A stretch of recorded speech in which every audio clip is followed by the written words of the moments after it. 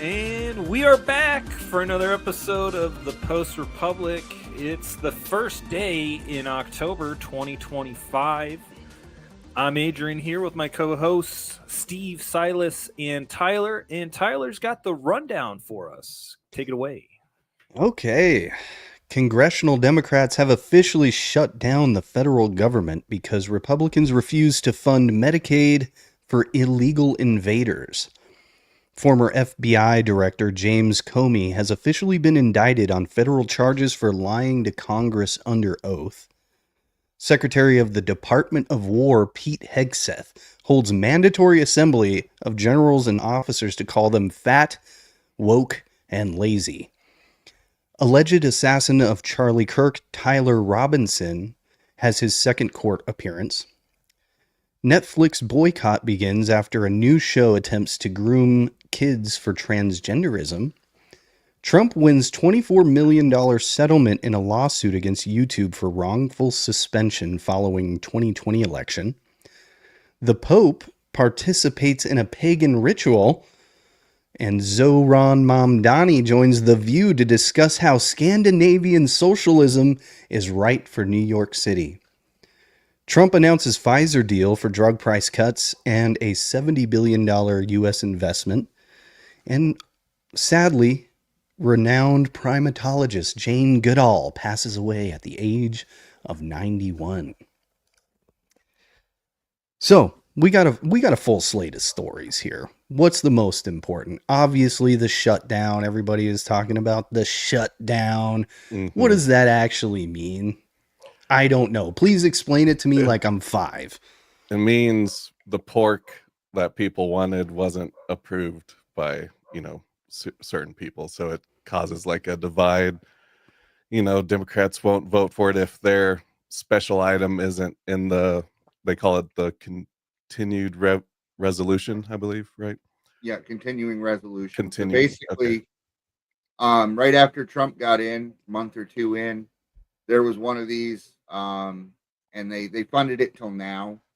Basically, what passed the House would fund the government till the end of November, and they could hash out these different things. Now, you'll hear Democrats, they're going on, we're worried about these healthcare subsidies and stuff. They don't expire until the end of the year. It's completely a smokescreen. It's all about healthcare for illegals. It's about refunding NPR, refunding the places that got their funding cut from USAID. It's all a shell game. It's all 3-card Monty. And I'm going to show you our good friend Mad Maxine Waters exposing that. Do Democrats want to prioritize the health care of illegal aliens over a government shutdown? Because if the government does shut down, Americans... Excuse me, stop it right there. We're not prioritizing. What we're doing is saying simply we want to keep the government open, and we want to work with the Republicans and have a bipartisan agreement to keep this government open, and health care is at the top of our agenda. But are Democrats demanding health care for illegal aliens? Democrats are demanding health care for everybody. We want to save lives. We want to make sure that health care is available to those who would die, but having the help of their government. So you're good with the government shutdown, even if it means giving health care to people who aren't American citizens? Well, that's what you're pushing on. What you're trying to do is you're standing here and you're trying to make me say that somehow we're going to put non-citizens over Americans. Quit it. Stop it. This is the kind of journalism we don't need. No, you're divisive. No, you're not. Yeah, no, you're being divisive. No, please. You don't need to ask that question. You're just trying to get controversy here. You're not going to get it from me. We want to save health care for all people. Thank you. Thank you, Congresswoman. Appreciate it. So she just kind of gave it away. She never refuted the claim. She just said everyone. The whole world. Yeah. We need to provide health care for the entire world. Why stop at illegal immigrants that are in America illegally, legally, whatever? I mean, we should provide health care to Afghanistans, Ugandans, Nigerians. I mean, why stop there? Why stop at the border? Mexico. I just throw them all in. It's fine. This is, and I said this before, but this is why the Democrats are totally screwed by these hot button issues where basically this is a performance for their base. It's so that, ICE is targeting the newcomers, and they're just using it as a platform. But here's the thing: they're using it to prove that they do want to give money to illegal immigrants over citizens. They're willing to shut the government down for non-citizens. Are we really understanding how insane that is? But it's also to people in the middle. There's a couple things about this. People in the middle are going to see that and be like, that's another, you're for transitioning the children. This has gone too far, right?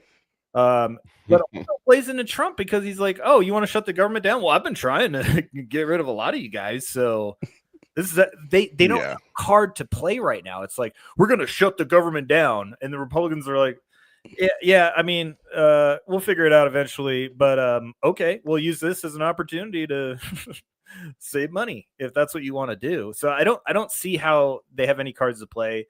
This happens like every couple of years, where it's either the debt ceiling or the budget, right? This is the gambit that's played.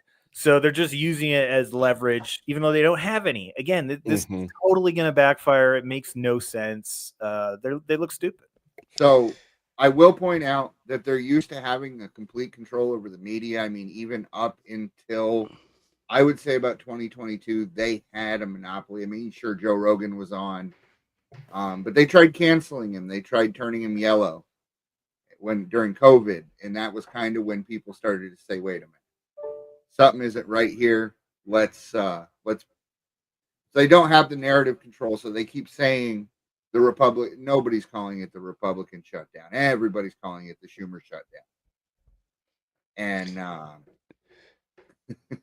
well, I'm going to give her props. I think she actually did do a good job by just not accepting the premise of the question, even if you have to lie about it, I guess. But she did a good job of saying, it was almost Trumpian, the way that she said, I'm not going to answer your stupid question because all you're trying to do is just catch me in a stupid, you're trying to catch me in a moment and get a soundbite for your little news clip. And I'm not going to play that game with you. And I think she actually did a good job at that. But she gave the game away. Yeah, exactly. She totally did what she said she wasn't going to do by saying that we want to save everyone. Here's when they gave the game away. Raise your hand if your government plan would provide coverage for undocumented immigrants. Raise your hand if... Well, Brilliant. They are smart in that they do need to just keep pounding away at healthcare. Healthcare is pretty much the only issue that they are somewhat winning on. And it's an issue that Americans actually do care about. And so every other issue, Trump has been able to manipulate himself on the side of the popular opinion. And the Democrats have taken the minority side of almost every issue, except for healthcare is pretty much the only thing that they have to run on. Whether that's, I mean, we could sit here and discuss, about whether or not we want the government to be paying for healthcare, or we can discuss policy, but when it comes down to it politically, that's the only thing that they have. Well, go ahead, Adrian. Something I was thinking about earlier this week is, the United States is one of, if not the only Western nation that doesn't have voter ID for federal elections. And if we did, you have to think that the U.S. would probably be a lot more red, because as we saw with the superintendent in Iowa recently, a guy who was an illegal immigrant was the superintendent of one of the largest school districts, and was registered to vote, I believe, in the other state that he lived in. So what I'm saying is, if the Republicans want to ensure power, ensure that the Democrats don't get back in, that should be like top priority for them with anything. But also, I don't know if you guys are familiar with I think it's Robert Epstein. He's not related Yes. to the other guy. Epstein, yes. But he was on Joe Rogan talking about how Google, with its nudging, psychological programming, how they present things, can sway elections by, I want to say he said over 10 million votes. And that was obviously completely skewed against Trump in 2016, 2020. But in 2024, because the Overton window shifted with Twitter, like you were saying, Steve, we've seen that these issues that we're talking about are actually Trump is on the popular side. It's just been astroturf to keep enough liberals in the box with NPR, New York Times, everything to make it think like that's public opinion. And you're an idiot if you think outside of that. But that illusion has been completely shattered now with Twitter. And they're not going to win this battle. They're not going to because of Twitter, truly, they're not going to win any of these major battles in court of public opinion. Same thing with Antifa, with the whole Charlie Kirk thing. It's what I'm saying is the Democratic support. I think the United States is actually a lot more right-leaning than people realize. It's just been astroturfed, and there's a lot of fraud and manipulation. You've seen all the maps that came out with after the election, right? How red the whole United States is, and then around the big cities is blue. Right. Well, they would shoot back and say, well, the cities, that's where all the people are. All that red land that you're seeing is just a bunch of fields and forests and stuff like that. Well, that's a very... Sorry, I'm trying to represent the liberal view here fairly, guys. I'm trying to steel man the arguments. No, I get it, but if you think about it, that's actually kind of one of the worst arguments you could make, is you're saying, well, the people that live in the majority of the country don't matter. It's only the cities. And I'd like to point out, we all know this, and this is not news to anybody here, but the only states that Harris won didn't require voter ID. She won every single one of those states. The states that do require voter ID, Trump won. Yeah. Make it make sense. Right. And California was Republican as late as what? When was Arnold? 2008? Oh, I'm saying for Republican governor. Like governor. Oh, Schwarzenegger. But yeah, they were pretty hard. Reagan and Nixon were both governors of California, which is crazy to think about now. But that demographic change happened because of, let's be honest. If it wasn't for illegal immigration, the Democratic Party could potentially already be irrelevant. And I truly think that the voter ID thing is like the nuclear option for basically ensuring power. I almost think they should get rid of the filibuster just to do it, to be honest with you. But why get rid of the filibuster when we're just winning so much, Sure. And also, just to bring up, the legend Scott Pressler is coming to California, my home state.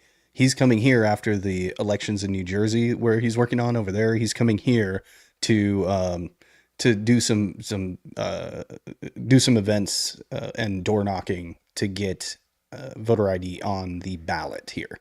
So he's saying he's pretty sure that if we could get that on the ballot, that people would vote for it.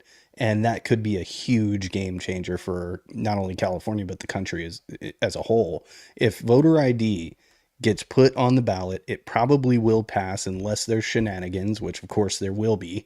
Then that could sway the entire, not only just elections in the near future, but that could also be an impact event, sending us on a new timeline for the entire world.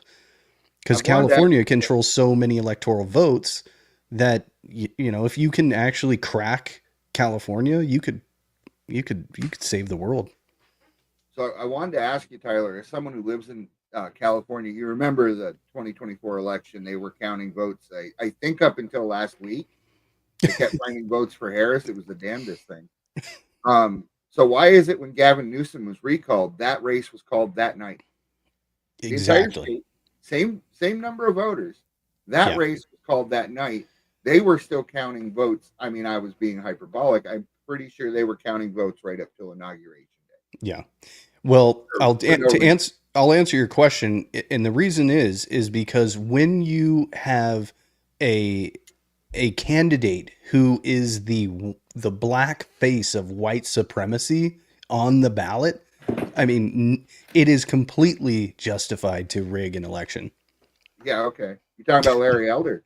Yeah. So this kind of brings up a question I had about this issue. Do you think that the Democrats know the political winds have been shifting against them for a long time? And when Biden was in office, we saw that insane flood of people, like over 10 million people came to the country because they've known probably for a long time. I mean, they study psychological patterns and trends and behaviors, and they look at it where, you know, younger people are shifting more to the right, and podcasts and the internet in general has caused a lot of people to realize some things about their worldview. Was that an act of desperation on the part of the Democrats to do that flood? Where they kind of like with COVID, where they hit the panic button just to get Trump out, and then they knew that, oh, this is going to shift back. People are seeing how crazy we are. We just have to flood the country and use those people who could probably vote in federal, have probably voted in federal elections for sure, as a voting bloc. I mean, was that just like them realizing if we don't do this, we're fucked, and it still didn't matter? But what are your thoughts? So do you remember on Biden's way out, he tried to grant them all citizenship on his way out? He tried everything he could. The Venezuelans that he gave temporary protected status to, that Trump was like, yeah, we're not doing that. You're gone. They tried. I think they thought that they were going to have, because historically they haven't had as much trouble with the Supreme Court as they did this time. And I think hubris is really what got them. They wanted the whole pie. They went all in. They were playing for keeps. They were racing for pinks, man. They went all in because they knew that Trump was a one in a lifetime American original, and he was popular and he had the support, and so they just had to pull out all the stops, you know. Yeah. Well, they wanted him to run too because they thought for sure they'd be able to beat him. Like, we'll be able to find so much dirt on this guy, and you know, so once they didn't find dirt, they had to create it. Don't forget John Oliver before Trump ran. Please run. You know, Seth Meyers standing up at the Al Smith dinner. Oh, you're running for president? I thought you were running as a joke. They never expected him to do it. He did it. And they did everything they could, except for there was that one time when he bombed Soleimani in his first administration, and the news kind of started covering him positively for like 15 minutes. So I think the strategies that worked before they're starting to not work, and they haven't adjusted. They still don't understand the internet. That's why Gavin Newsom's posting all that cringe. I don't know if you saw what he did with JD Vance. I think he was trying to make him into like a child in response to the sombrero thing. Well, speaking of that, South Park's been doing that. See, and the thing with South Park is, I love South Park. I grew up on it, but it's not funny like it used to be, which is a total. Yeah, thing. I know, it sucks. Let's all enjoy the left's failings. Was this from the left or the right? Who knows? But we're all united with this. Everyone's united with this. Everyone loves this. It just never gets old. I mean, I could leave this up for the rest of the show if we wanted to. You know. Yeah. He's watching kids. Let's not forget, JD Vance is weird. I love that. They tried. Tim Walz, of all people, tried to push that. We're gonna turn the page. Oh yeah. His crazy-eyed wife. We're gonna turn the page, but turn the page of the book that you're in charge of. Like, what are you even talking about? It's so crazy. Yeah, They tried to pretend that they weren't in office while also saying how good it was that they were in office. You know? Yeah, it's crazy. Kamala Harris is going to fix all the problems of the last 4 years. Well, but she caused them, or she at least signed off on them. She was the last one in the room. Just, they asked her that about Afghanistan. Were you the last person in the room? Yeah, I was. That went terribly. Are you not aware? There were people clinging to airplanes as they flew away. After the botched withdrawal from Vietnam, we said we'd never do it again. And it turns out we waited until Afghanistan to do that. Kino says the left can't meme, and thank God for that, really, because that's kind of the shadow, that's kind of the underlying strategy, or the underlying war, right? That's the meme war. That's how politics is fought now, with humor and memes, and really they just could not keep up. They got out memed. I mean, their belief system with political correctness and identity politics and all the all the woke stuff. They're boxed into a paradigm that doesn't lend itself to humor. It lends itself to self-censorship and always having to virtue signal. And if you look at quote unquote left-wing comedy like Daily Show or anybody on Jimmy Kimmel, all these people, it's just virtue signaling and cheap, like, oh, look at this, look at what Trump said, oh, look how dumb he is. But meanwhile, they're just oblivious to all these cultural issues. The tides have shifted. And I think Trump got elected the first time on the illegal immigration issue. That was his big thing. And people saw it back then, but it went, tenfold by the time the 2024 election came around, where so many people are seeing these issues on, their state and local governments are going bankrupt. They're losing tons of money. There's more social problems. There's people on the street, people driving around without license plates, or as we saw this week from the Oklahoma governor, posting a CDL license from New York with no name provided. A no name provided truck driver. Are we really at this point with toxic empathy, suicidal empathy? I think, as Elon Musk has said, it's completely outrageous. But what I'm saying is, I think that enough people have shifted to where that is the majority opinion. Don't let them tell you that you're the crazy one. They've just been gaslit so hard. And I think, as we saw with the Charlie Kirk situation, have you noticed a lot of people like shifting course, or like, man, we got to tone this down? They all went to fascist authority. They had no choice but to turn it up. So, yeah. And I think if we have legitimate elections in the midterms, I know I've said the Republicans are going to lose. Right now, I actually think that they're going to win, because these issues are become front and center with Charlie Kirk's assassination and the ICE riots, where it's public. You're burning American flags while you want to be here. Not a good look. Well, remember the Mexican guy standing on the car with the Mexican flag? That was, I think, the worst optics. And it was in February, so there was a bunch of pride memes to be made. Or June. No, never mind. It was May, I thought. I thought it was June. It was it was. It was right June, around No Kings. And so you're gonna stand there, pride flag memes. And that's what it comes down to. We grew up thinking that the left was the party of the sense of humor, having a good time, the laugh. And it turns out that even funny people whose comedy I've enjoyed, I've always enjoyed Bill Burr, even though I can't stand a Boston accent.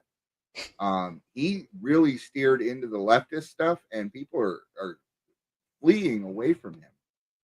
Patton Oswalt also was very funny until he got political. I think those guys, not to go too hard into the comedy world, but I think those guys got jealous of people like Shane Gillis. Gilly really leaned into some of the, just being a bro, being a normal right-leaning dude, instead of cuck soy boy, politically correct, like weirdo who's just chasing clapter. And I think they saw that and they really, it hurt them, especially people like Bill Burr. It's just kind of like how the mighty have fallen when it comes to that. And I was just going to say, yeah, Mark Maron is another one. Yeah. So bad. And when you lost the comedians in the culture play an important role. You know, a lot of normal people think, oh, it's just like they're just kind of clowns that are there to kind of just make us laugh and act stupid, so that way we can just have a little bit of brevity in the midst of all the chaos. But really, what the comedians do is they kind of hold a mirror up to society and kind of point to the absurd. And there's actually a genius to that. And when you and it really does make a huge impact on culture and on civilization. Surprisingly, it's almost ironic that the least serious people are the ones who are actually, you know, have their hands on the pulse. And when they lost comedy, and they really messed up on that one. So Yeah. everybody loves to point to George Carlin, and I'll ask you, what was George Carlin's actual politics? Oh, dude, he would have been a total shitlib if he was still around. You think so? Because Yeah, oh, for sure. He was very much a nihilist, Atheistic, nihilist, secularist. yeah. Not, you know, but I mean, he died when Bush was still in office. It was about 2008, I want to say. He was good during Bush, but so was everybody else. He would have been just a shit lib. He would not have been what we want him to be. Now, I do want to ask counter to that. You guys fans of Bill Hicks at all? Yeah. This is blasphemy, but no. Oh my God, Steve, go watch Bill Hicks when we're done. I have. But I wonder, because he was hanging out with Alex Jones in the Austin area around that time. They're the same person, guys. I love Bill Hicks, and I want to say this right now. Bill Hicks would have been based. He would have, and because he did have some pretty, you know, looking back on it, cringe takes on abortion. I mean, he had some good bits about it, but it wasn't, looking back on it, I think he would have shifted his perspective in a lot of ways, because he was also pretty nihilistic, but also had a positive message. There's an interesting dichotomy that he had, but and you can tell there was some intelligence in there. Absolutely. As well. Yeah. And I mean, he was like a truther comedian before that was even a thing, dude. Like, he pushed Carlin to be more, I think he pushed Carlin to be more like that in some ways. So I'm more of a Mitch Hedberg kind of guy. So I just want to clarify for the record, I never had a problem with Bill Hicks' message. And it wasn't that his jokes weren't funny. It was his delivery. Just drives me right up the wall. I can't do the screaming and the screeching. But the reason I brought up Carlin is I have heard both sides of the aisle multiple times claim George Carlin credibly. And you can listen to the clip, and from it, you can say, yeah, they're right. But it's two different people saying he's making two different points. Well, that is why Carlin stands the test of time. Well, there has been a pretty serious shift on the right towards populism and less and a shift away from ideological small government 90s, 80s and 90s republicanism. And I think that's a positive thing. So when you look at the MAGA and the MAHA coalition, they are rightfully seeing the corruption of big pharma, for example, which George Carlin was very outspoken about giant mega corporations like big pharma or big oil. But now all the shit libs love big pharma, and all the people on the right, the MAGA and the MAHA, they're rightfully saying things like, we need to put limits on this. We need the federal government to come in and regulate this. This is wrong. And that is a dramatic change from the original, just the 90s republicanism of small government. We don't want the government coming in and regulating anything because it's a slippery slope. And I think it's a welcome change, especially me, because I am a former lib. I don't like giant multinational mega corporations injecting people with impunity. Yeah. So I think that's why the modern MAGA movement can pull clips of George Carlin, like you're saying, Steve, and it totally fits in. Well, go ahead, Adrian. The issue of illegal immigration too, I think it used to be a lot more like universally accepted. I mean, Obama, Clinton, even Hillary was saying things about it back in the day where she's MAGA. And so, I've said this on another show with jobs. Pretty much everyone universally is still on the same page that exporting American jobs for cheap labor is bad. But for some reason, most of the left thinks that importing the cheap labor is good because we're helping those people. Well, they're here now. They're Americans. No, you're doing that at the expense of Americans. So they flipped their economic stance. And yeah, Republicans have flipped in terms of, the power exists. Government exists. We have to use the levers of power to influence the public. If we're just cucked, neocon, or, the libertarians who don't want to do any, like, we just got to eliminate the government. That's, dealing with all these other issues. No, sometimes you just have to utilize power and utilize the government. And something that really got at me this week, as a post-libertarian, post-ANCAP, somebody I followed in the past, I saw them posting like, a lot of people are saying that the left is violent, and then a lot of other people are saying the right is, but it's actually the government you need to be concerned about. They're the ones who do and I'm just like, do you not know? Are you this autistic that you can't see? Like, that's never gonna happen. So we have to focus on what's happening in front of us when people are getting assassinated and targeted and justified that you can just punch them.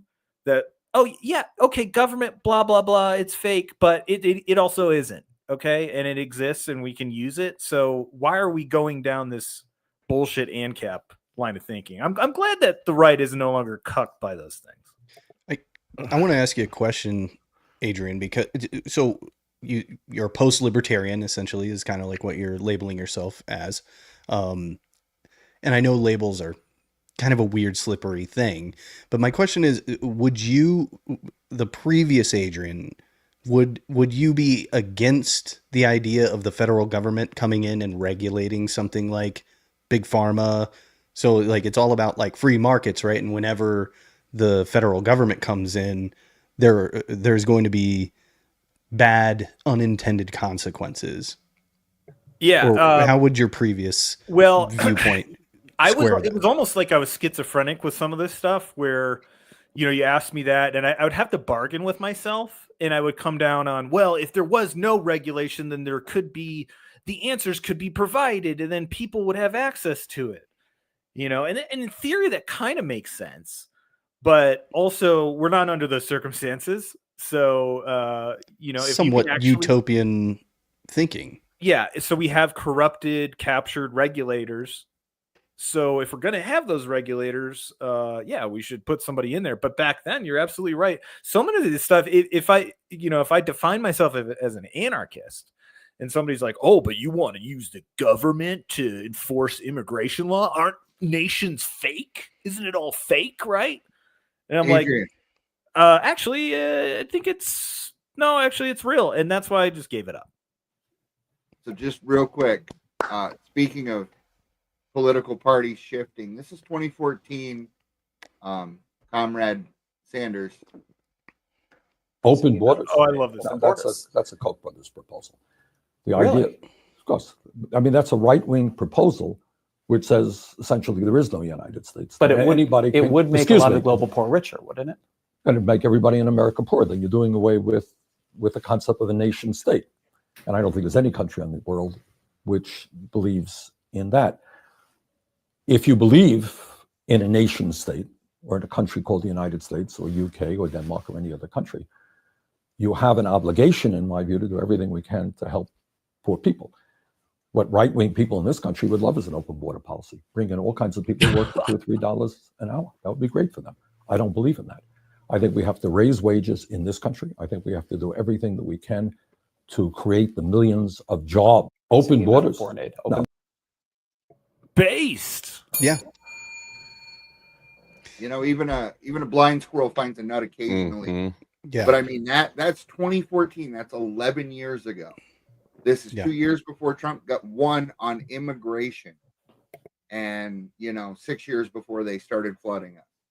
And it's still about the wages. Everybody talks about the voting, but let's not forget that Tyson plant where they let all the Americans go and brought in all the illegals to fill those jobs.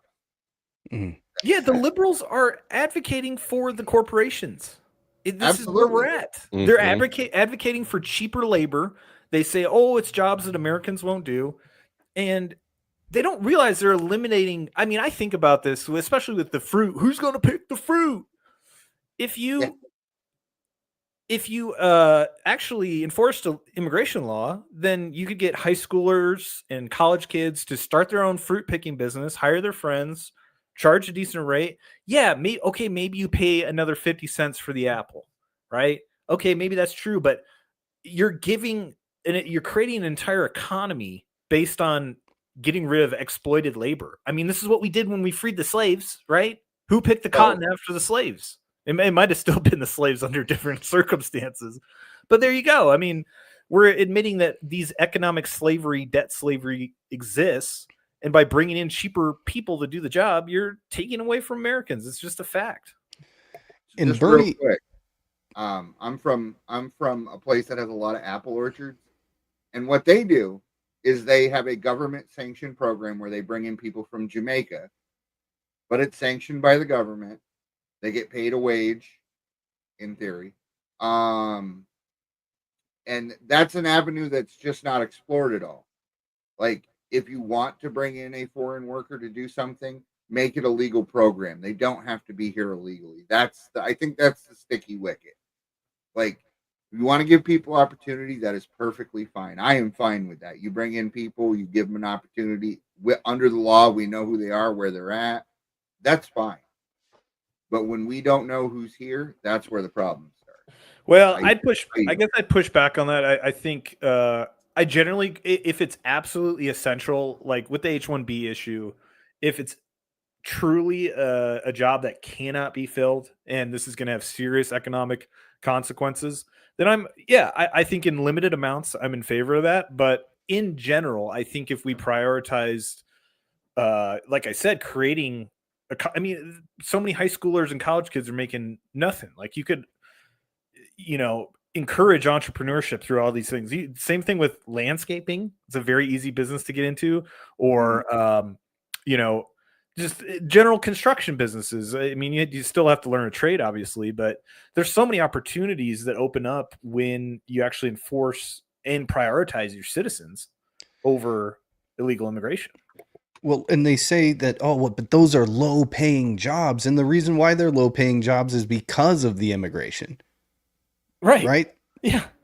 It's like they're putting the cart before the horse kind of thing. Like, nobody wants to do that because they pay so cheap. Well, they pay so cheap because they can use cheap labor. This basic economics that even Bernie, we'll call him, from the olden days, he understood that. He had a semblance of understanding of nationalism.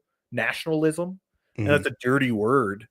Now, your nation, and you add ism. That's so dirty, but it's literally common sense that if you're a citizen, we all see the national debt, we see what our government spends every year. You want them to prioritize you. And so, again, getting back to this government shutdown issue, the Democrats grandstanding, shutting the government down, and having that as one of their issues that they're going to say why. It's, dude, that's just desperation at this point. It seems like an insane losing issue for them. I think they're screwed. Well, thank God for that. There's a white pill week here at the Post Republic. I love being wrong because I'm kind of a pessimistic type person, and so when I'm pessimistic and I don't expect things, I'm actually like let down a lot less, and I'm also like very pleasantly surprised. One of the things that I was wrong about, and I was going on about this for weeks, is I'm worried about the political backlash of deportations and cracking down on illegal immigration. I am so glad to say that I was wrong about that. It's actually helped. There's been no backlash at all.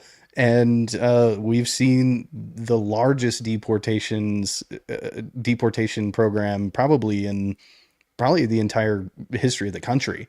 I think at last count that I saw, it was 1.6 million self-deported, and then self-deported, said that weird, 1.6 million self-deported, and then also another 50, 60, 70, maybe even up to 80,000 a month actually deported. So, or physically removed. That's incredible. That's amazing. I always said that I want to shut the border just to know that we can. Because if you actually can't shut that border, then do we even really have a country? Do we even control our government? And I was saying that, years and years ago, probably 5 years ago. And I never thought I would see an actual closed border. And we have seen that, and mass deportations. But Bizarro Bernie, he actually made the point that I was kind of making, is that, the republicanism of yesteryear was for open borders. And so that shift has monumental consequences of getting rid of the open borders Republicans and purging that from the party, and having this new MAGA coalition that has different priorities has been an unbelievable change. I was a doomer before I ever even started paying attention to politics. I knew all this is rigged. They're all puppets.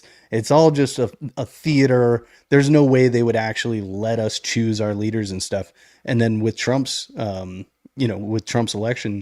I kind of started to see, oh wait, unless he's in on it, which is actually still possible. It's just been such an interesting thing to watch, to see that we can actually choose our own leaders. We actually do have a semblance of representative democracy going on, and to see that border closed is proof positive. It's something. It's a tangible. It's an observable fact that we're actually doing good, and that we're actually getting what we voted for. And it's a huge white pill. I was frustrated for a couple of weeks after the Kirk assassination, but I'm back to my normal self of ODing on white pills. Now, go ahead. I was just going to say real quick. Now the optics for ICE is actually empathy, because they're being attacked by terrorists as they try and do their job, which everyone has approved. And they're banned from wearing masks. How tyrannical! I just want a quick stop and think. News said the small crazy minority that is now who remains on the left are the only ones against deportations, and I would say that it's becoming more clearly a minority of just insulated people who are just gaslighting themselves into thinking that what they're seeing is something completely different. But I think it's the case in all, like the Western world, in Australia and Canada, in maybe less Canada actually, but in the UK and France, the actual native people from France, not people who have come in the last 10, 20 years, overwhelmingly want a similar agenda in Europe, in Australia. And because of basically immigration has been used to create a coalition of voters for left-wing politicians. You get people who are in that bubble, believe the BBC or New York Times or Australia, whatever. You get them to align with the newcomers, and it creates a voting block, because they know at a certain point, open borders, this kind of policy is just going to be highly unpopular with people who are actually native to that country or have been here for at least their whole life. So I think what you're saying about Trump actually being able to get into office, I mean, the United States has clearly the most active program to deport people who are not supposed to be there of all the Western nations. And everyone thinks oh my God, it's Hitler. Hitler didn't kick out people who were trying to literally sneak into Nazi Germany. This is a totally reverse situation here, but public opinion has shifted. And I'm so thankful that the United States does not have a parliamentary system, because they would have rigged it with third parties like they do in every other system. Everyone complains about the Electoral College and the two-party whatever. But to me, it makes it actually more attainable to just hijack a party and get somebody like Trump who can appeal to the general population. Yeah. What Trump did is he took his business strategy of a hostile takeover and he prosecuted that in politics. He prosecuted a hostile takeover just the way you would in the business world of the Republican Party. And he knew he was kind of a 90s Democrat.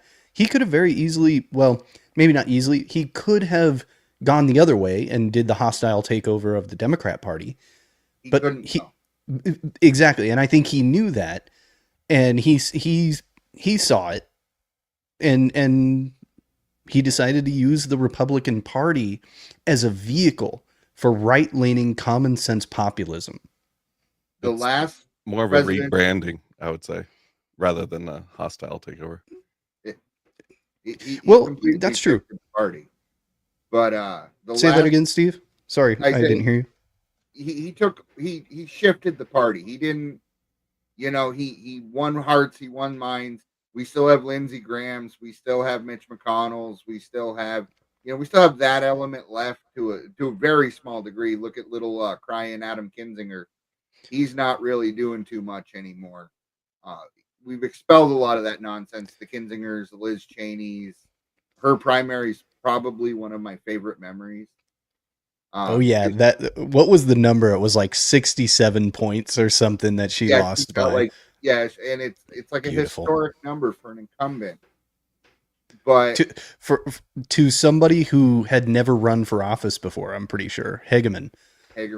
So, but what I want to point out is what Trump did with the immigration, is he came in this time and he basically made the left make themselves look so foolish that Hakeem Jeffries was like, guys, you got to stop with this Maryland dad shit. Nobody wants to hear it. This guy, they got footage of him trafficking. He's been deported. He beat up his girlfriend, all this stuff. And you got this senator going down to El Salvador to have margaritas with him. What are we even doing? So instead of him saying it, he made them look so foolish that they had to say it amongst themselves, which is why when we say they can't meme, that's what we mean. They don't understand humor, because everything has to be a land acknowledgement and it has to be diversity of everything except for thought is kind of been my takeaway here recently. The left has diversity of everything except for thought. Yeah. Well, let me just stick up for my characterization of a hostile takeover. I guess the reason why I mentioned hostile takeover is because of the pushback of the, dealing with Mitch McConnell, dealing with essentially appointments that were backstabbing him, like literally backstabbing him, the Russia collusion stuff, the PP tape stuff, all that stuff, a lot of that came from Republicans. And you mentioned Liz Cheney too, which I'm glad we had a little Schadenfreude session there. But, a lot of people on the MAGA side have been very frustrated about no arrests, right? But we finally do have semblance of an arrest with Comey being officially indicted. I'm personally worried that it won't stick, that he's going to get a slap on the wrist. Now, his crimes are worse than lying under oath. course they now, I think lying under oath, we should return. We should get back to a point where lying under oath actually does carry consequences. And so I'm okay for him going down and getting the full whatever penalty, whatever punishment he can get for that specific crime. Because it's not just lying to make a couple of bucks or something like that. This is like lying to usurp the authority of the duly elected president. You know, it's essentially a coup. It's an insurrection. And so I'm all about, you know, show me the man and I'll show you the crime at that, because that's what they've been doing to us. That's what they've been doing to the Republican Party for a long time. And so I'm all about doing that to them, but my fear is that he's going to get off easy somehow. I mean, it's the pessimist in me. I am not expecting a damn thing. So what do you guys think? What are the penalties for lying under oath? Should we make it? Yeah. I was just going to say real quick.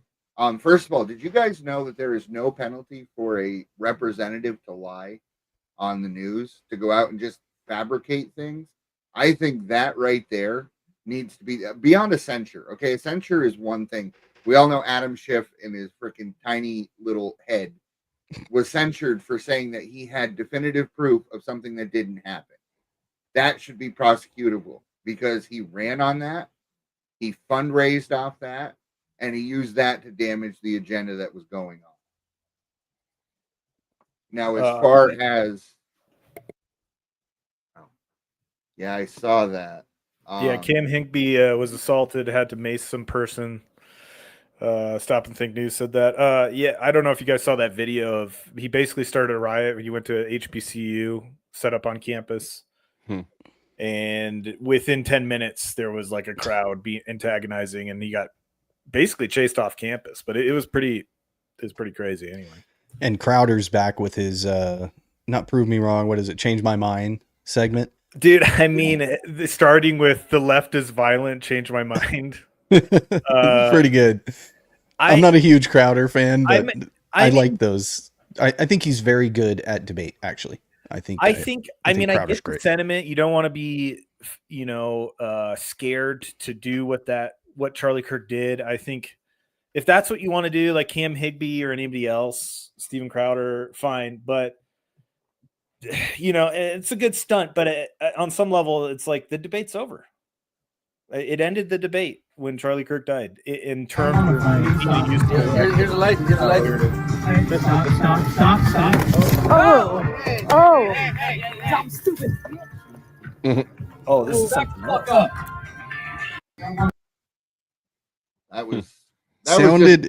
It sounded like somebody who had the high melanin content. I don't know.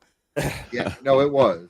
I just, for Crowder or Cam Higbee, you have to wonder, like, do you want to be a martyr also? I mean, I'm not saying retreat and be scared. Like, if you want to be brave and continue that tradition, go for it. But also in my head, there's more productive things that you could do at this point. You can't speak to that. They literally want to kill you.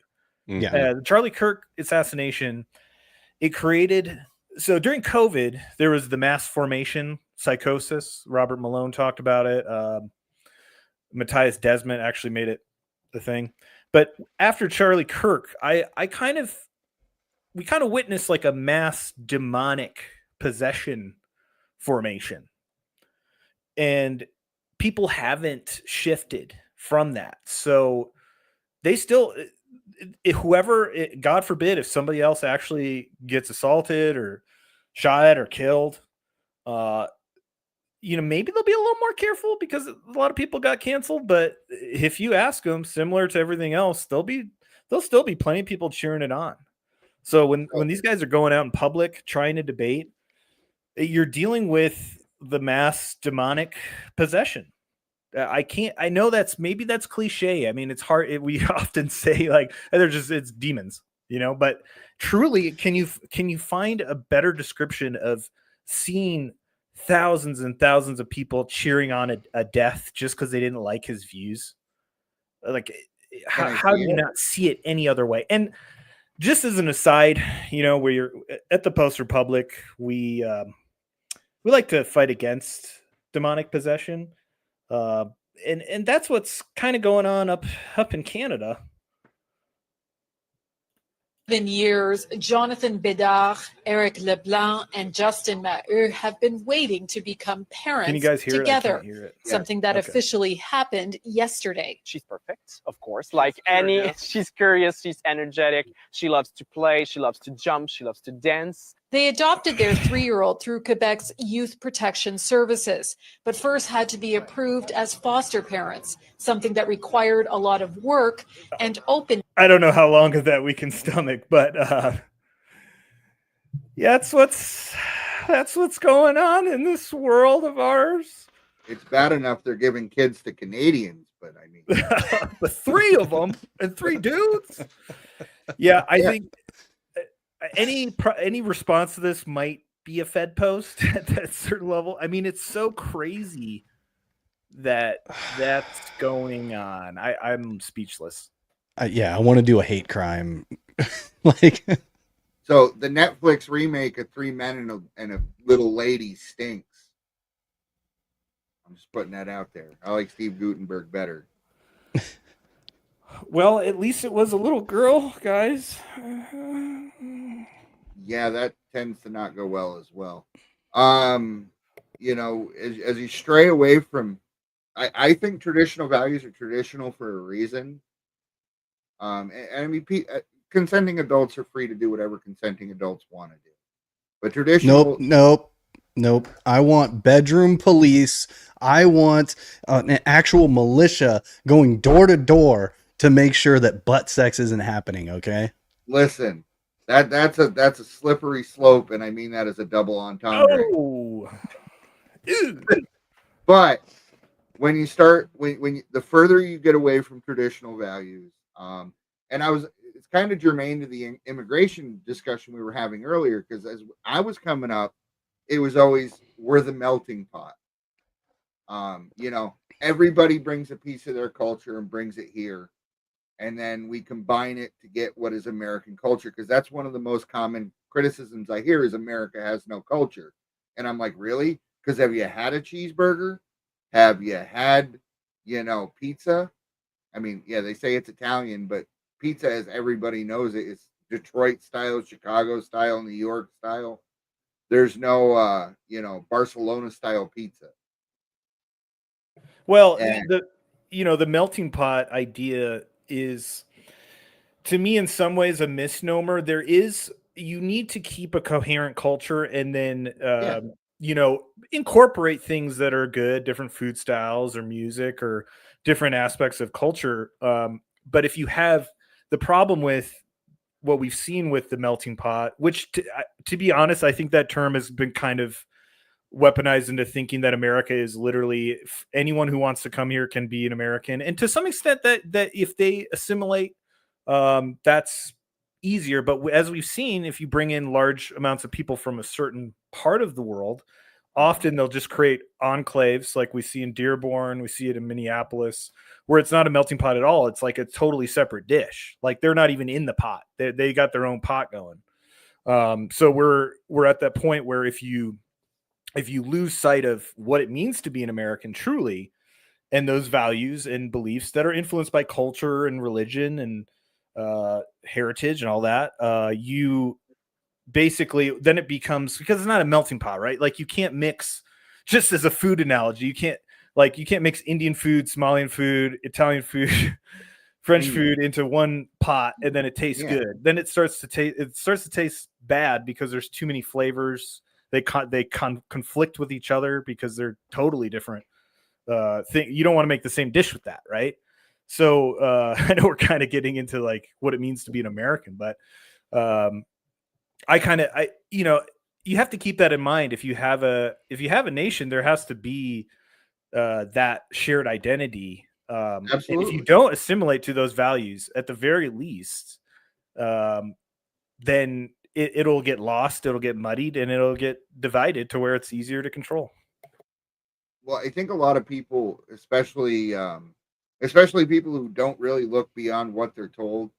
They see the 1920s Ellis Island immigrants that come over and they learn the language and they work hard and they think that's what we're dealing with now.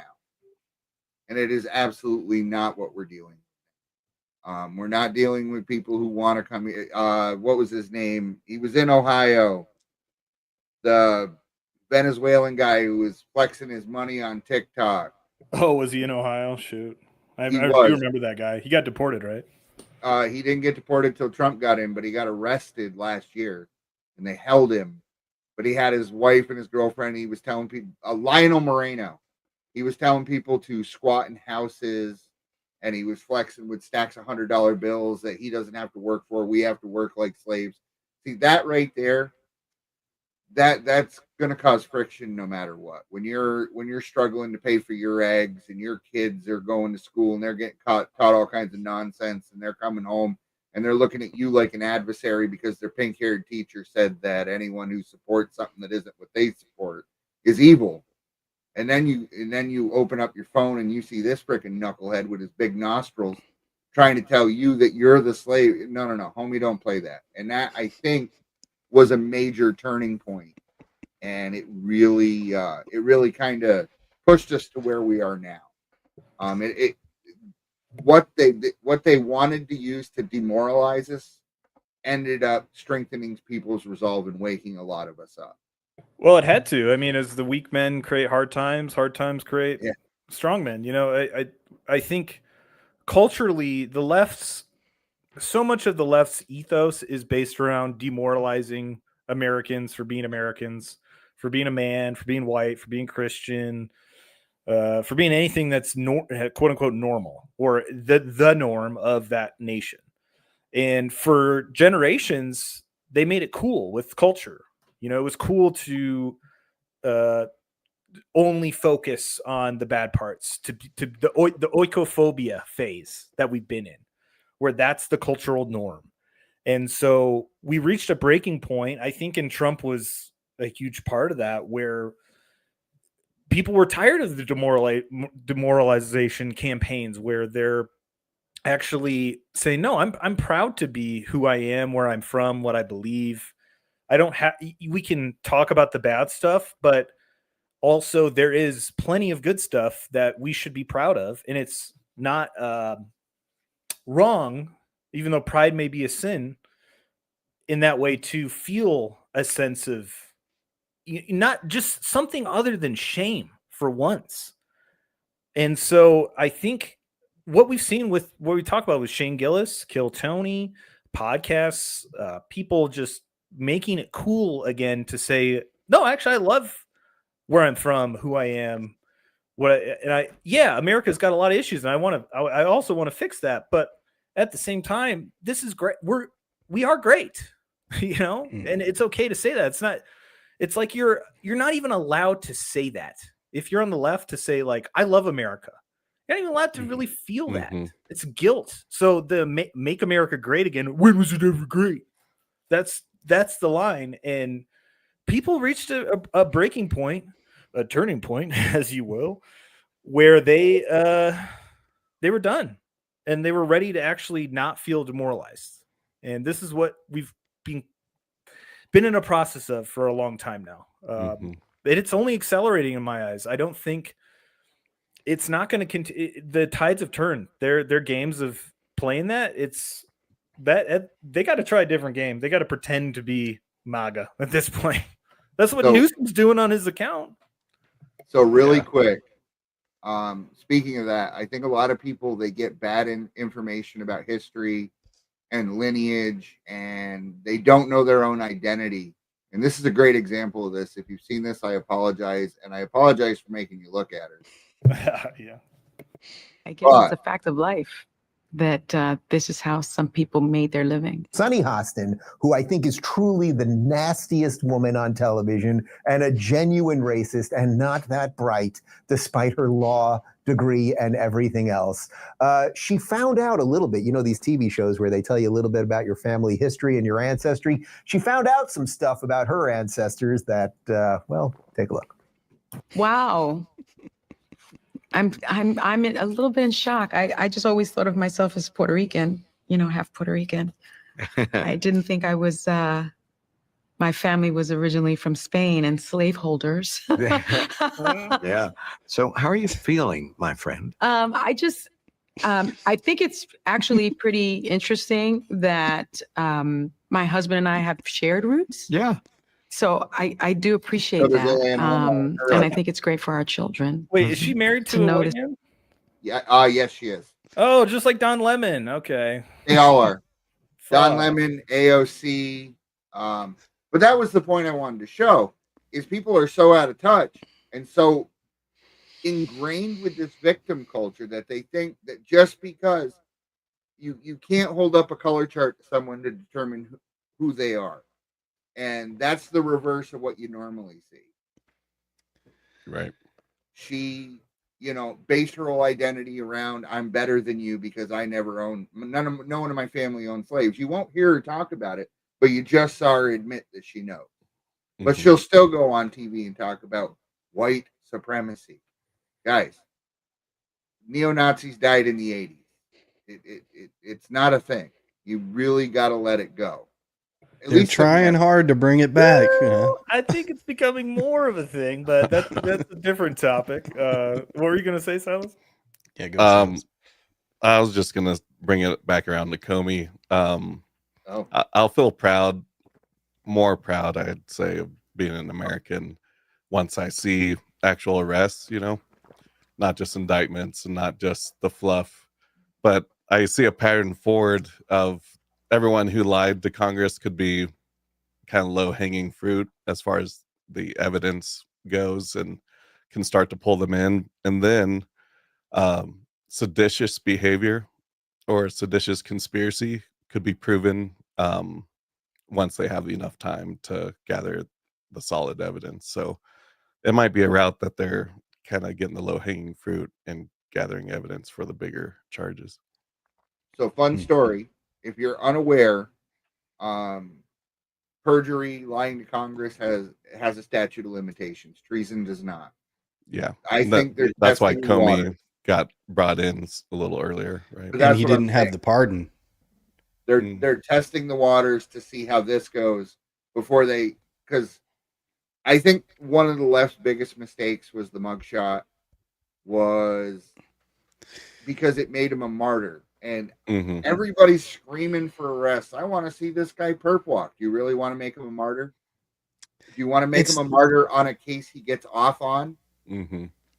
Well, it's not going to be the same, though, because it's different with Trump. Trump will become a martyr. Like, it would be different if it was like Biden or Kamala or somebody like that. It would make them more of a martyr. But Comey is not, I don't think, is going to turn into a martyr. I'm not talking about Comey. I'm saying people have been screaming since January 21st that I want to see people getting dragged out in chains. Yeah. Yeah, but you have to get them convicted. You have to have a rock solid case. Yeah. Because you are going to have these law firms tearing through it. And if they get off, if you have the perp walk and they get off, they will run that ad. Yeah. They're not going to show up in a garbage truck, which, by the way, I forgot happened, and it was phenomenal. The garbage truck, the working at McDonald's. We just don't talk about this stuff. Such a good month. I miss the campaign, man. That was just peak timeline right there. Oh, I mean, you guys, I haven't thought about that in forever. Go ahead. Well, I was going to say justice is what we want. I think the human heart longs for justice, right? And you know it when you see it. And so I want real justice. And I think that real justice is undoing all of the horrible policies that they have foisted upon us over the past, 5, 10, 15, 20 years. Undoing that and getting back to a well-oiled machine when it comes to getting the economy back into order, seeing a closed border. Seeing a closed border is justice. Undoing and getting all of those illegals, at least the violent ones, and sending them back, that is justice. Getting some of these wars, getting some peace deals actually signed, That's real justice, to undo some of the damage that they did. That's the justice I want to see, as opposed to just the more hedonistic self, just like, how do I say this? Like That's it's just, right. yeah, or like more of like a, like, just more of a self-satisfying justice of seeing them behind bars, or just seeing a bad guy behind bars. What's better, that we bring peace to the world, get a golden age going, have some prosperity, get families that actually can raise a family of 4 or 5, 6, 7 on one single income? Stuff like that is really the justice that I want to see, as opposed to the soundbite or the picture or the mugshot of some corrupt politician. Don't get me wrong, I want to see it, but if I had to choose, I guess I'd rather choose the justice of a practical justice of a good world. Yeah, I mean, the justice of being able to maybe use public transportation again, or going to your downtown area and feel like you're not going to get robbed or assaulted. The everyday impact, economic too, like you're saying. But I mean, crime is a big thing right now. Immigration, the illegal immigration, it's illegal because it's a crime, and it was a mass crime that was committed in service of political goals and to basically weaken the middle class, to destroy working Americans' ability to live a normal life. So those small victories, like for me, it would be Fauci. Fauci's number one. Use all the political capital, put that man in prison, overturn the pardon, however you have to do it. He's evil incarnate. But I'll settle for maybe less vaccine mandates and maybe more actual information about the safety of vaccines and normalizing it more. But with those situations, you have to look at what's practical, is what I'm getting down to.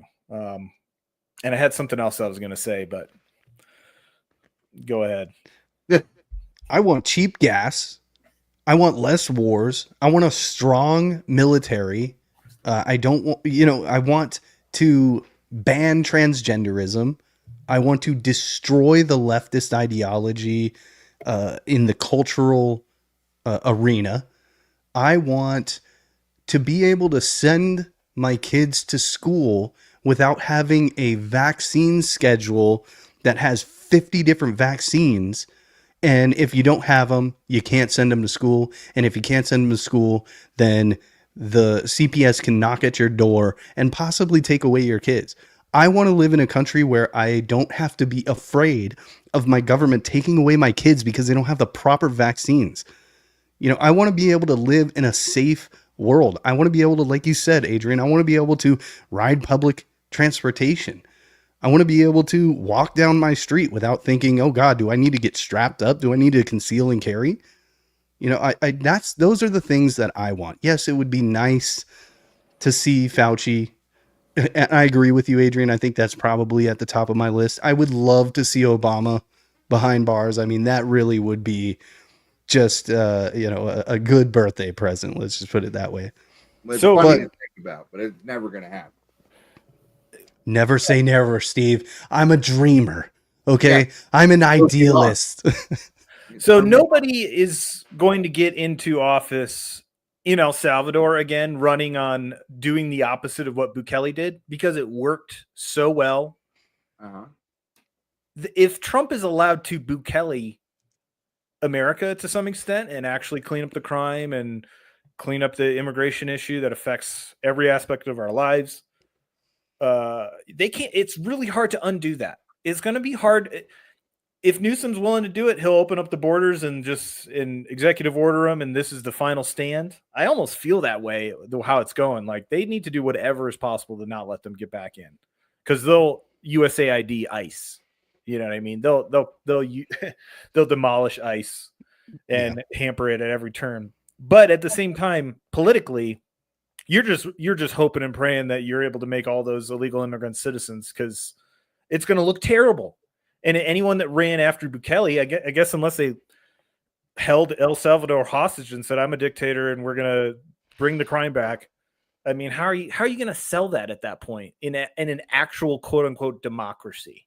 You can't. So they cannot let Trump actually do the things that'll work. I'm sure it's popular in DC. I haven't seen polls of that. Lord knows if I was in DC, I'd want there to be National Guard there. Oh, it's authoritarian. I don't care. I mean, what's more of a threat? The guy who's trained and works for the government and that's his job, or just a random dude on the subway, as we've seen. So they can't let him have these clear wins where it's obvious that it works. Authoritarianism be damned. No, authoritarianism is a good thing. I'm so tired of it getting such a bad rap. Everybody's like, "Oh, this is authoritarianism." When a police officer arrests a criminal, that is authoritarianism. When a murderer gets a brutal murderer, serial killer, like somebody like Dahmer gets put to death, that is authoritarianism. It's one of those words that we really need to just take back, or it's one of those words that just doesn't mean anything anymore, like racist or Nazi or whatever. It's so frustrating to me. And the reason why it's frustrating is because many people on the right use that word. Many people in the MAGA sphere use that word as a bad thing. There's nothing wrong with exercising your authority. Tyranny, that's different. Use that word. Why in the hell did authoritarianism get replaced, or why did tyranny or dictatorship get replaced with authoritarianism? And the reason why is because the left tricked everybody into not utilizing their power, into not using their power, using their just power. And I'm tired of it. And I think you're tired of it too, Adrian. And I'm glad to see that you're not libertarian anymore. Yeah, I mean, people that talk about authoritarianism and who's fascist, completely silent during the COVID vaccine mandates. Not fascist at all. Didn't violate all of the Nuremberg Code of medical ethics. No, they don't keep track with reality. It's just whatever's in the moment. But it's kind of, if you think about it, authority is like a parent. The government is like our authority in this household of the nation of the United States. Yeah. So being against authoritarianism is kind of like a spoiled child that just wants to rebel and do whatever they want. Doesn't that sound like the left a little bit? 100%. So if you're just seeing it like that, you understand why they're against the things that you're talking about. They're against people going to jail for crimes. They let people out 30, 40 times. They're against the laws. And laws are authoritarian, people. It is literal written authority of what the laws of the nation are, the Constitution, everything. And it just shows you at its base, they want to deconstruct, demolish, do the revolution and completely redo everything because that's their ultimate goal. And just to have power. I don't even think they have a coherent ideology at this point. Power is the ideology. Yeah, exactly. The quest for power is the ideology.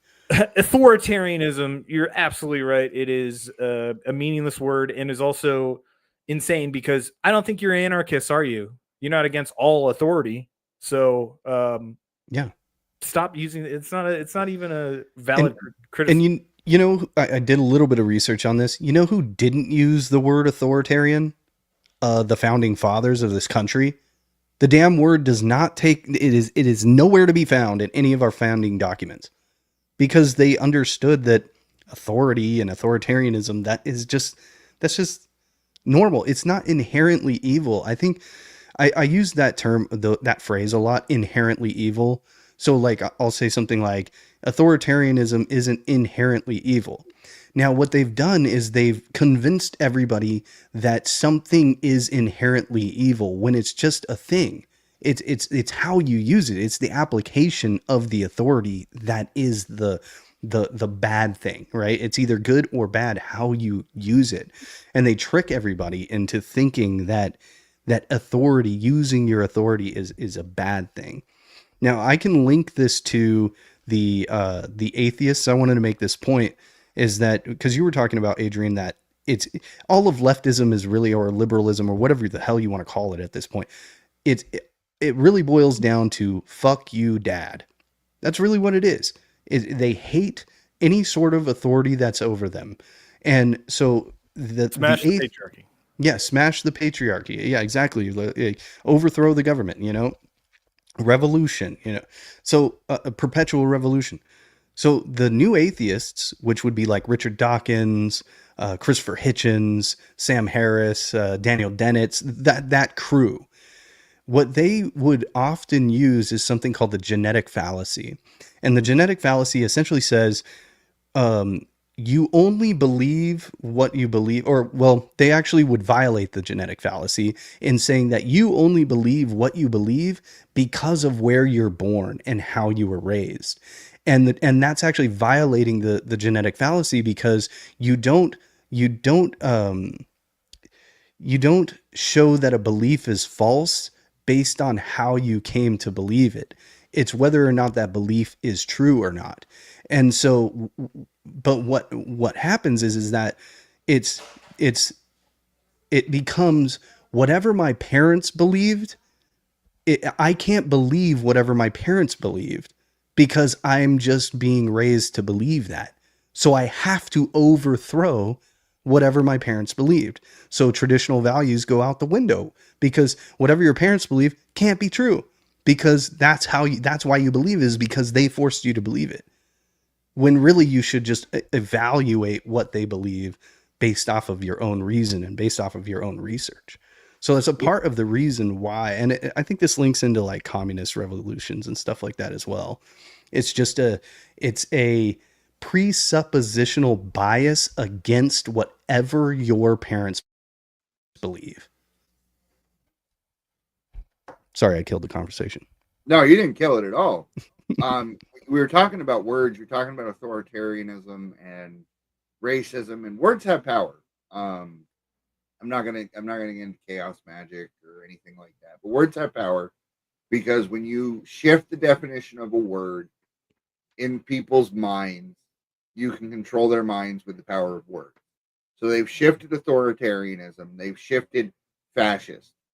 You literally hear people say things like they need to use the government to stop these fascists.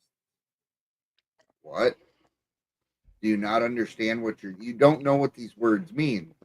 I brought that clip of Stuttering John when they asked him what a fascist was, and he just kind of sloppily read the definition off Wikipedia. People don't understand. So they update definitions. They use words wrong on purpose. Racism went from judging someone based on the color of their skin, their race, actually, to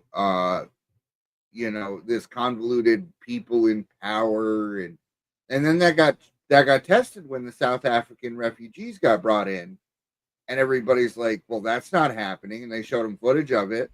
Oh, well, that was, we allow people to say things. You allow people to call for genocide of certain citizens that aren't, don't look like you. But shifting reality, if you can't hit a moving target. Yeah, and it's witchcraft, essentially, is manipulating language or repeating language in order to manipulate someone's will. That's why they say propaganda doesn't have to be true to work. People can know you are lying to them, and it will still work because you drill it into their head. Something you hear over and over and over again. If you're on fire, what do? Stop, drop, and roll. Stop, drop, and roll. That came right to your head, Only you can prevent forest fires.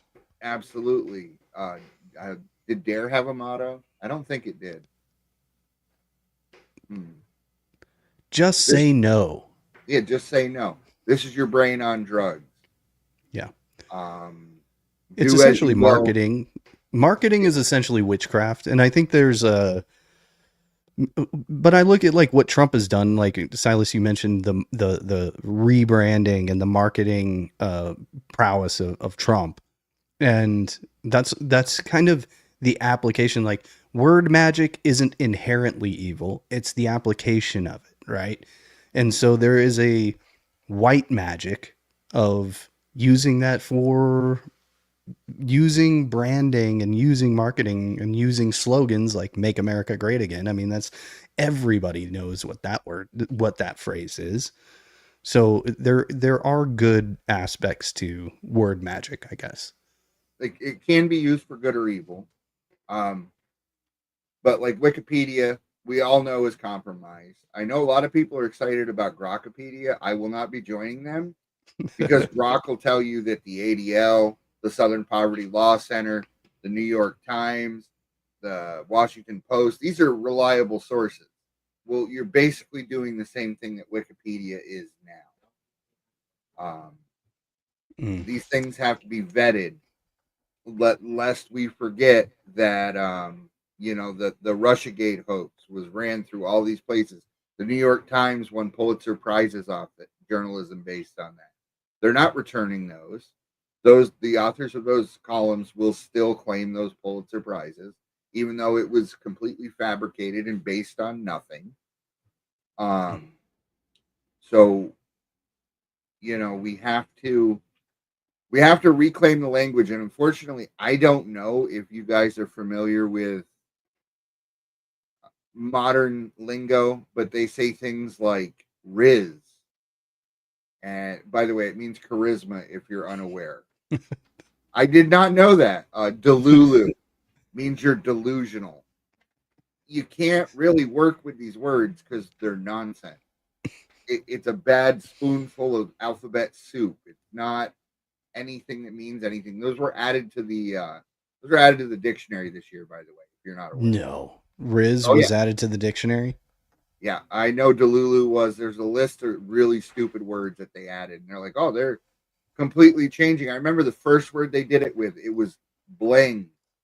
Oh, you hear a lot of people saying that now? That's like a Ebonics word. Kind of. They actually came up with a new word for that, too. Ebonics? Yeah. I can't remember what it is. It's like New American something. It's just nonsense. But the Ebonics push was so that people can't communicate, because you can't communicate. Have you ever heard people from Baltimore, the gangs, talk? You can't understand a word they say. They're speaking English, kind of. But it's so fast and so broken and so many words are substituted, you can't communicate. The Tower of Babel, what was that about? If people can't communicate with each other, if they don't have a common linguistic background, you can't find common ground with someone you can't understand. Well, so true. And that goes to the heart of the war on language that we've been under. Absolutely. Pronouns and changing mailman to male person. Yeah. Taking away the Cleveland Indians. And that's a personal crusade for me, by the way. Taking Uncle Ben away, taking Aunt Jemima away. All that canceling that just the Land O'Lakes Butter Girl, black and brown faces from our favorite items. I mean, it seemed kind of racist to me, if you ask me.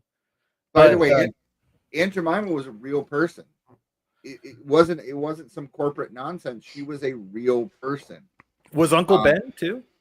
I don't know about Uncle Ben, but I will tell you that the Cleveland or the Redskins logo was actually drawn by a Native American, and they approved of it. It was that is a real person's picture. And a bunch of white women got angry and said, well, we're mad for the Native Americans. Can we please not have that be a thing anymore? Yeah. You don't have a voice at the table. There are tons of Indians that want that back. That was part of their identity. And it's erasing erasing Native American culture, indigenous, First Peoples, whatever you want to, name that group of people there. It's not very progressive. I do have a fact check. What's that? Steve, you are right. Yes, Riz has been officially added to major dictionaries. It originated as a Gen Z slang in the early 2020s, short for charisma. So, good on you. It takes 5 years for a word to be put in a freaking dictionary. That's crazy. At least we're winning the meme war and meme magic. We are, but the next generation's coming up. They have a thing called brain rot. Are you familiar with that? Skibbity toilet. I've heard of it. Oh my God, they have skibbity toilet toys, and oh my God, it's just nonsense. And kids will watch it. Gotcha. My stepdaughter watched Gotcha for hours, and it's just copy and paste little cartoon characters saying nothing to each other back and forth. Wow. You got to think garbage in, garbage out. So you put garbage in your head, and you're going to put garbage out of your mouth. Looks like you got a fact check here from good old Joe. What's up, Joe? Uncle Ben was a fictional person, but was based on a real black rice farmer in Texas. Good to know. Yeah, a lot of these things are. Well, I think. Yeah, go ahead. I was just real quick, like the Cleveland Indians, Chief Wahoo. The Redskins. Can you name another Native American thing that is culturally significant? Now, I'm not talking Sitting Bull or Geronimo, who kids don't even know about anymore because they don't play Cowboys and Indians. What's the statue that's being made in was it South Dakota of who's that Native American? I can't. I'll have to look it up. Apparently, I can't even. I forgot Pocahontas. Geronimo? Not Geronimo. White horse? No, that's not right. Racist. Those were major parts of our culture that just by watching an NFL game, people were aware of. And now that's gone away. Now they're the Commanders. Nobody cares. Nobody cares.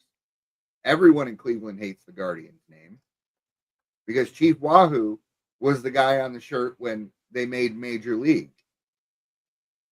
That was a big part of a lot of people. And I don't know. You take away, you strip everything down, you sanitize it, and what you have left is boring. And people don't know how they got to where they are. And when people don't know how history happened, is how history repeats itself. Everything is cyclical. It happens over and over and over again. Well, when you don't have connection to your roots, and it's like deracinated. I think that's where the term actually comes from. I learned that word within the last year. Deracinated? Deracinated. Yeah. It's basically you're uprooted. You're no longer connected to where you came from, where your culture is. You don't share that identity. So there was a process of rebelling from those institutions and cultural norms it started in the 60s, and that carried over the boomers. Not that they all were hippies, but they all had that rebellious streak against the norm. Like, we're going to change these things. And as it's progressed to Gen Z and millennials, there's just been a huge amount of people that are alienated from their culture. And so we're left when you don't connect with your culture, you then seek out other sources of that spiritual energy or collective energy. So, and just real quick, that's filled with propaganda, political propaganda, the woke stuff, the gender stuff. And so you're basically creating it's like a blank slate for it to be filled in with propaganda. And so that's where those people have progressed to the point where we have thruples adopting babies, and we have children transitioning, and satanic statues at capitals. That's what happens when you don't connect with the culture you've been associated with for so long, and you just place it with Satan. So I just want to real quick. It's interesting you bring that up. We're talking about hippies, and you think about the late 60s, early 70s, and you look at the Manson family. All those people that murdered pregnant Sharon Tate, okay, and all those other people, they were hippies. I don't know if you guys have ever heard of the Children of God cult. They were hippies. They still exist, by the way. That cult produced River Phoenix, Joaquin Phoenix, and Rose McGowan were all born into that cult. If you're not familiar with it, look it up. I'm not going to get into the details. It's disgusting. But they were drifting. They were adrift with no objective. You need to have an objective, and they were easy to take in because they didn't have that. So it's very important that you get common values instilled in you. But the problem is everybody is kind of left to their own devices because there's no sense of community anymore. You know, I say it all the time, church. I'm not a church guy, but that's a common place where everybody went. Everybody knew everybody. You grew up with the same kids in the same town. You had lifelong friendships that developed when you were very young. The person I talked to the most that I knew, I was 16 when I met him.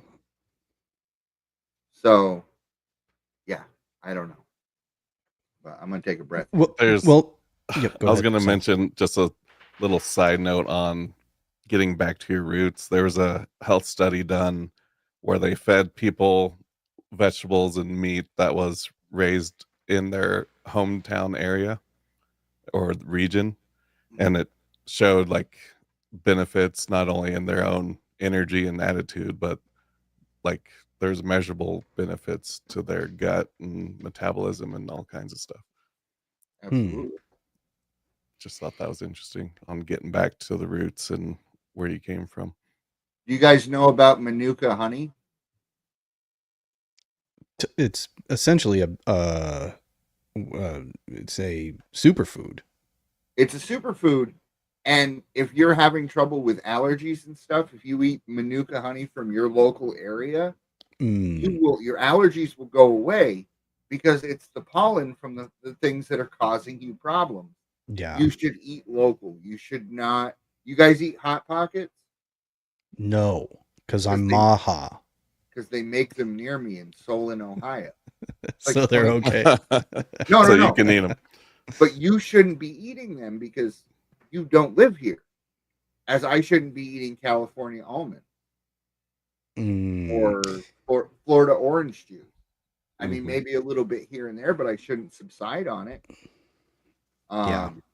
Because it's the dirty kid in school. The dirty kid in school who never got sick because he was adjusted to his environment. But if you went to his house, you would get sick. You would get diphtheria or something like that. But you're supposed to be local. We're not supposed to be, and we live in a global world, though. That's why globalization is so toxic. And I think that they just, the globalists, they really thought that it's inevitable. Okay, so just deal with it. But we're seeing a serious allergic reaction to globalism, and I love it so much. I'm still detoxing from liberalism, and one of the tenets of my liberalism was kind of a allergic reaction to nationalism. I felt like nationalism was the reason why any war ever happened, is because of countries and lines and lines in the sand. And since there's a line in the sand, that created a situation or a circumstance for a war to happen. And so then I started kind of looking a little bit deeper into it, and I was like, well, actually, like I think Adrian would say, the countries, they just do exist. Like you might not want them to exist. You might hate that they exist, or, it might even be a problem. But the fact is that they do exist. And so in the nation of the United States is actually the last bastion of freedom. And I think that being a nationalist is really important, because it's how we protect the values of Western civilization. And so, yes, I like the localism. I wonder if localism is the right word, but just a sense of not only pride but protection of your and priority of your local. I have a few friends that they always say, oh, well, you shouldn't have opinions about federal politics if you don't know who your local representatives are. If you don't know what's going on in your local politics, then you have no business getting involved in federal politics. And I think that's a little bit overkill. But the point is lost on me that, yeah, it is important to know. The obsession with federal politics actually is somewhat of a toxic pastime, but it is kind of like football. It's like teams. It's like it is a national pastime, and I do think that it's a civic responsibility to know what's going on. But yes, I agree with you, Steve. Like, localism is important, knowing not only just in a political sense, but also like in a sense of where your food comes from and stuff like that. Absolutely. And if our government functioned the way it's supposed to, you could absolutely just focus on local politics, because your education would be local. The only thing the federal government would do would be defend it, the borders, create currency, and deal with foreign nations. There would be no Department of Education. There would be no, so California doesn't get a say in what Ohio kids learn in school. And that's how it should be. There should be like some base standards. You learn math, you learn reading, you learn the essentials. But I went to school in upstate New York, 45 minutes away from the Canadian border. Our school offered 2 languages, okay? Spanish, which was Spain Spanish, and French, which was Paris French. So I couldn't communicate with the people that lived 45 minutes away from me, but they learned English and French in school. Make it make sense. Because someone in Oklahoma learned those same languages. It was universal for the entire country. Instead of saying, okay, well, you might get a customer service job that we could pay you extra money if you knew how to talk to these folks, but we're not going to teach you that. So almost no one where I'm from knows how to speak French, but everyone from Canada knows how to speak English. It is a huge disadvantage. And a disadvantage by design. That's because America runs the world, damn it. Yeah. Sure, we just, in this year, made English our official language 249 years after we were founded. So we couldn't even agree on what the language was here, but we're not teaching a language for the entire, to be able to communicate with anyone. I thought a good man on the street video would be to go up to people and say, if you move to China, do you think you should learn to speak Chinese? And then see them. Sure, they say, oh yeah, well, clearly. And then it's, well, if somebody moves to America, should they speak English? Well, I mean, that depends. Should it though? I mean, that should be, honestly, if I move to a country, I should really know how to speak the language. You should assimilate.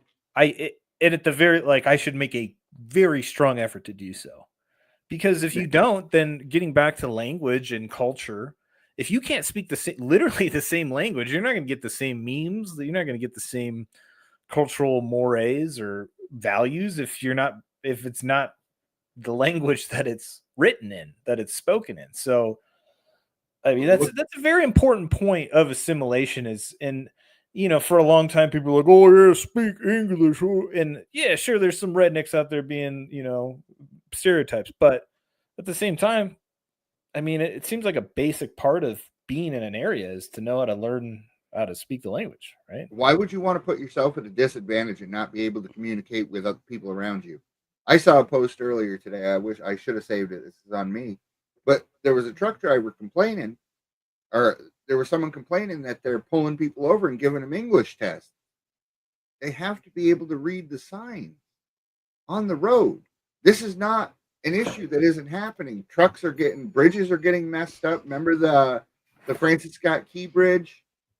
And we weren't supposed to talk about the fact that the crew was all Indian.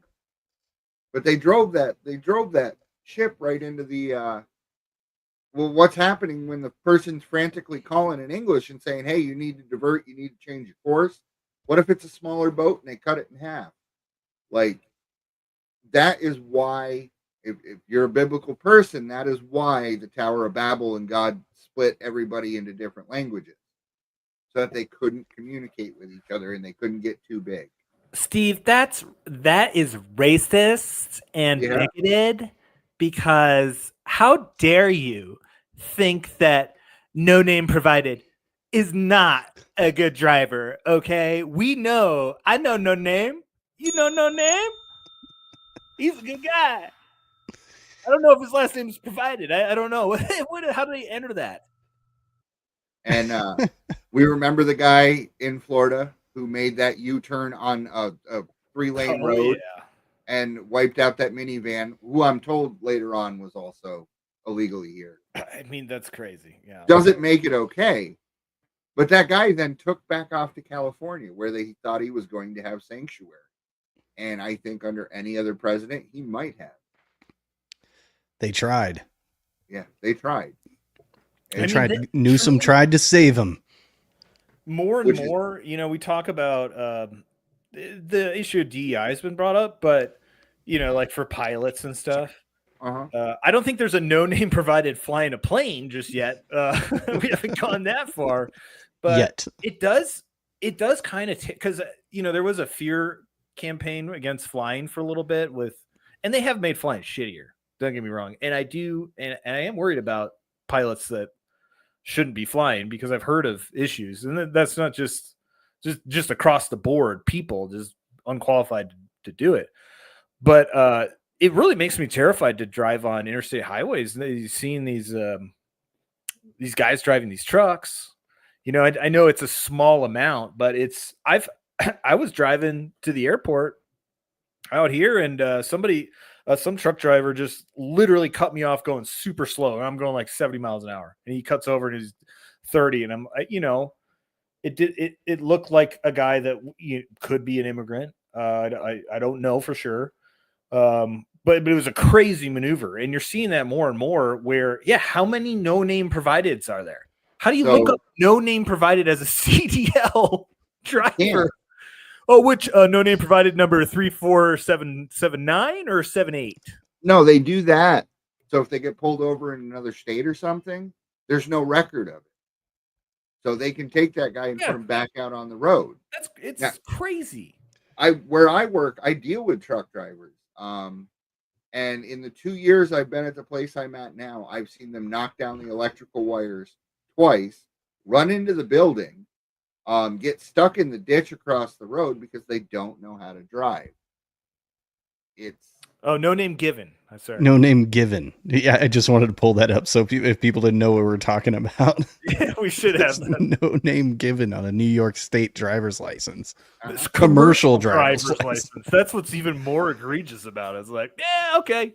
And they're not passing the test. They're just being handed these licenses. And if you are unaware, this is not me being, well, maybe it is.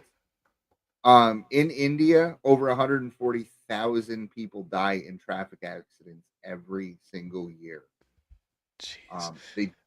Isn't it around 50,000 in this country? Probably. Oh, no.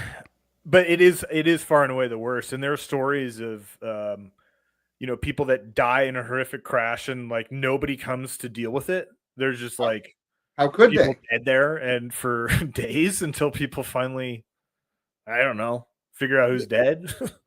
The roads are, I watched a video the other day of they laid down some fresh asphalt, and as soon as the crew left, they went out and stole the road. They went out with tools and ripped up all the asphalt and took it. No, we took the asphalt.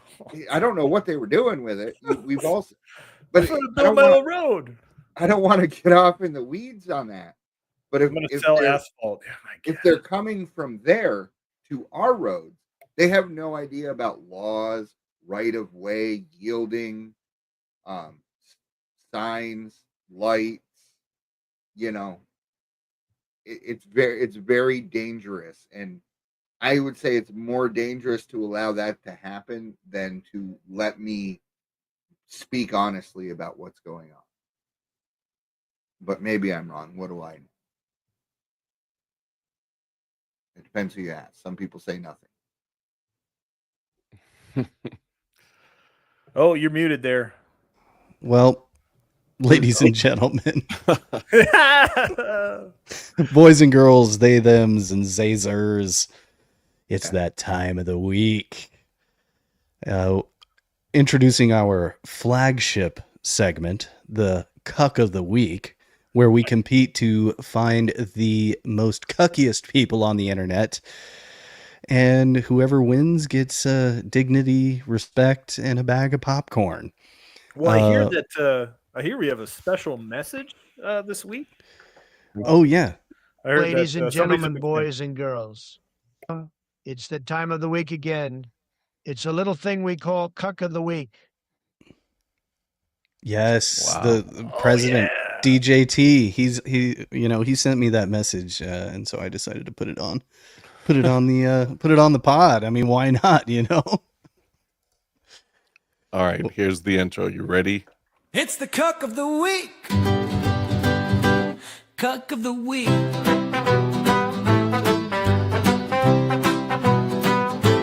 Cuck of the Week. That's some professional stuff right there, guys. We're growing, we're improving a little bit of time every week. But who wants to go first? Who wants to be the sacrificial lamb in the Cuck of the Week? Who's got a good one? Well, I would say, let's set the precedent. I won last week, so I'll go first this week, and then you guys have an advantage. Awesome. Okay. Fair enough. Bonus points if you can tell me if you can answer the question at the end of this, because I do not know. It's genuinely so funny to me when people try to misgender me, but they don't know what my gender is, so they don't know how to properly misgender me. So I get a mix of people calling me sir or ma'am or whatever the fuck. And like, you're all just affirming my gender. Thank you so much. What's the question? What did they what them gender ask? Is that thing? All of them. No, like what when they were born, like 35 years ago. The actual quote unquote. I think it's a girl. This is a whole new game show. Actually, this is a whole new. What are we redoing? Maury Povich from the 90s?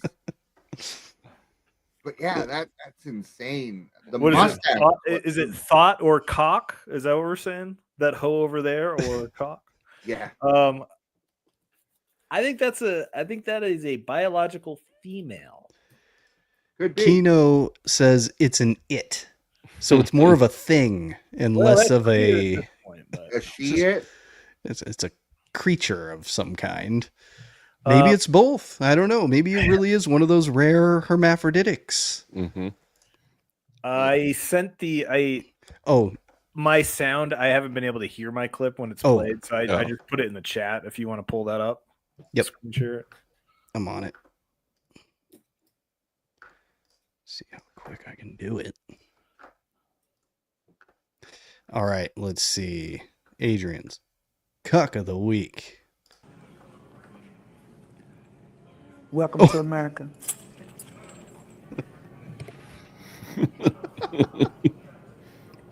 Tell me what you're thinking. Just so much. Kleenexes, please. Kleenexes. I've always been interested in history and the history of Black people. I took Afrocentric classes at U of L. My grandma lived at 2821 West Kentucky Street. I've read so many books. And now I belong to a church that's primarily African American. And I wouldn't be anywhere else. Beautiful. Thank you. Wow. That's a wrap, folks. Ladies and gentlemen, we are cooked. Mm-hmm. Wow. All right, Silas. I'll go for it. All right, go ahead. Bubby. What is it? He's staring at me. Listen, if you talk to me or my girl again, you'll not live to see the end. Thank you, Bubba. What's that smell?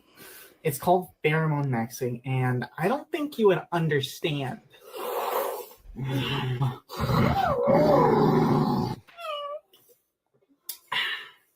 Sorry, kitten. Daddy needs to recharge after dealing with this baka. Oh, pack it up, ladies and gentlemen. We are cooked. Oh my god, that was insane. We need a Trump little zinger. Oh, yeah. That's a big cuck. Or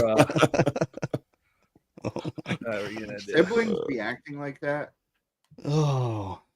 All right, guys. I joined TikToks because I was struggling on my cuck of the week, so I got onto TikTok as a cheat code. So let's see.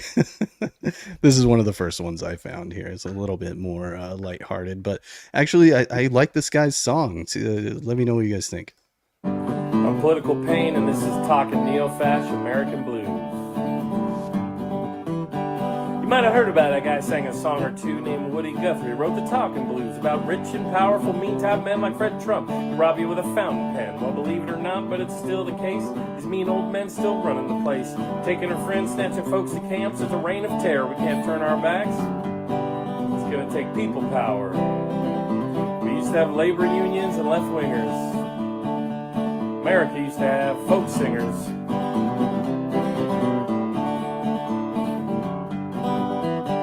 Well, you see it happen about every day, a new escalation to take our rights away. They already repealed Roe v. Wade, deployed ICE and Marine Corps to LA. You got DC soldiers here to stay. Better get on your knees, kiss their boots and pray. And everyone is afraid to say the wrong thing or MAGA takes your job away. They said they'd make it great again. Only taught you how to hate your friends.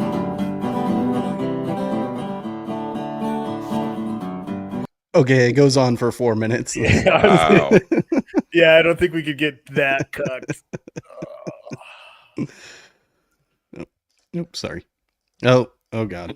I don't know how to work the thing. Sorry, I'll stop touching it. All right. I'm trying to place my vote here. Oh man, the chains were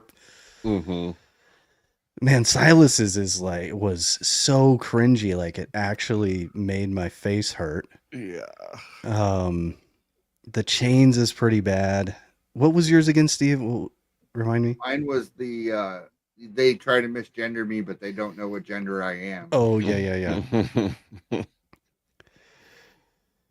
Oh man, I got to go with the chains on this one. Yeah.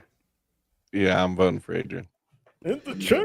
Dang, off the chain. Adrian coming in hot. He is unstoppable on Cuck of the Week. I think we're gonna have to go back and count him up, all of his wins.